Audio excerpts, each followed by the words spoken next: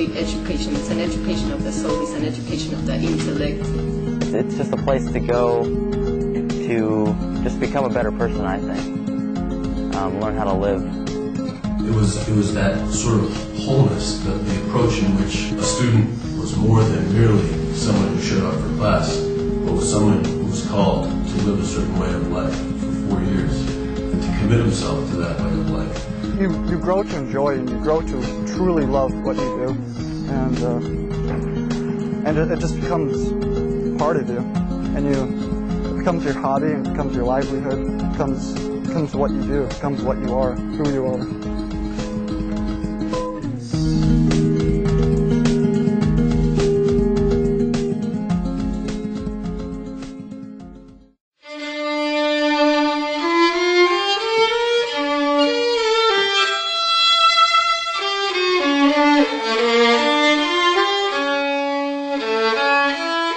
Well, I had worked within a number of colleges and disappointed. I was quite disappointed in the failure of the college in forming the students in the way that Western civilization and the church demands that they be formed. Academic standards had slipped considerably, moral standards had slipped considerably.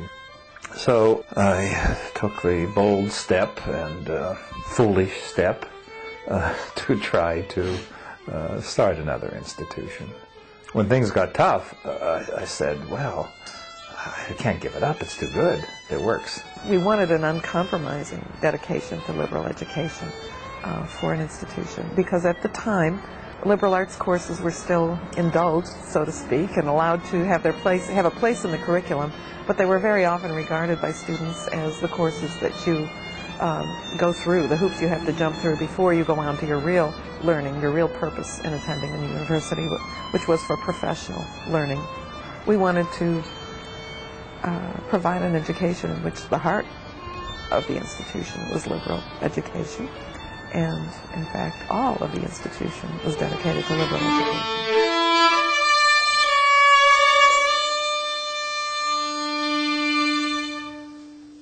I would say the significance of the liberal arts is serving as a full complement to the person. English, history, math, general sciences, philosophy, theology.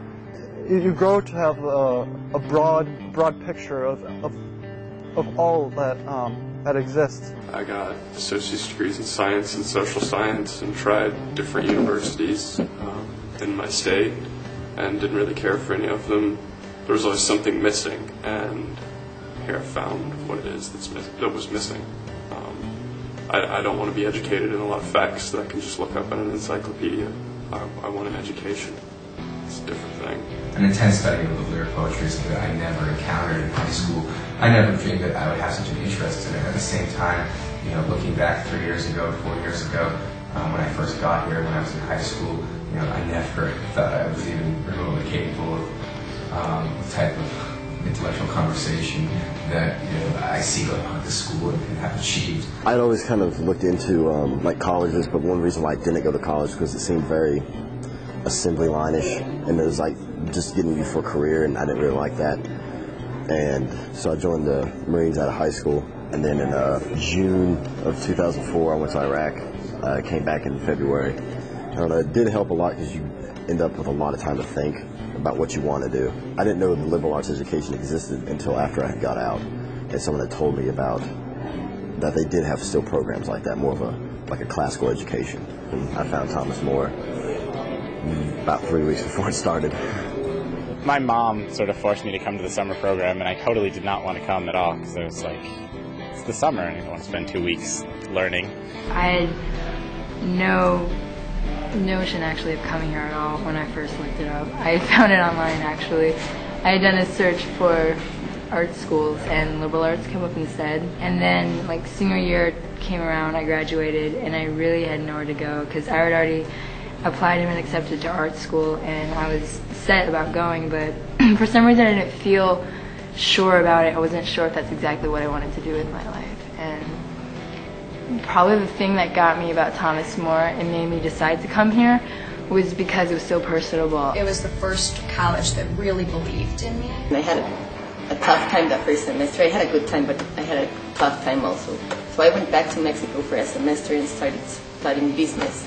And then I came back to visit for a weekend. And as I got into campus, I was like, I need to be back here. What am I doing there? I do like business, but I need education for my soul also at the same time. So I've always been interested in medicine. And then just to actually study that and combine it with a liberal arts education is something I wanted to do to round out my education. I knew I could go to a technical school to get, the facts and, the listing out of the chemicals and this and that, but to actually get it joined to a life in the world is what I wanted, so. I didn't really find Thomas More College. It actually just sort of found me. I was actually enrolled into a state school. I was signing the check for my first deposit and panicked, didn't sign it, and the next day I'd filled out an application to the college randomly and just was sort of here, and I do not regret it at all. In fact, it's probably the best decision I ever made in my life, so that's about it. That was a good story. That was a great story. I like that line. That one at the end. I didn't find it. It found me. That was good. Well, I ain't gonna work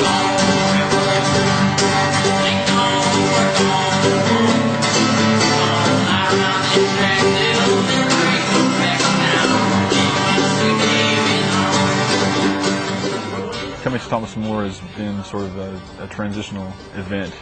Having recently left a religious house after being there for 4.5 years in the monastery, I discovered through the formation and through our life there what is an education in the classical sense. The idea of an integrated curriculum.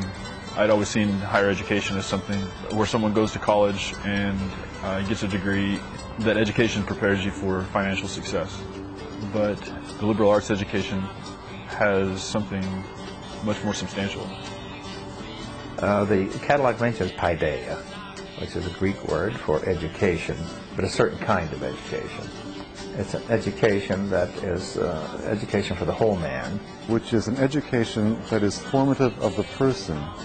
And for me, it is impossible for me to think of Catholic education without it being also a paideia. And so it's designed to transform the person. Not just to form the person, but to transform the person.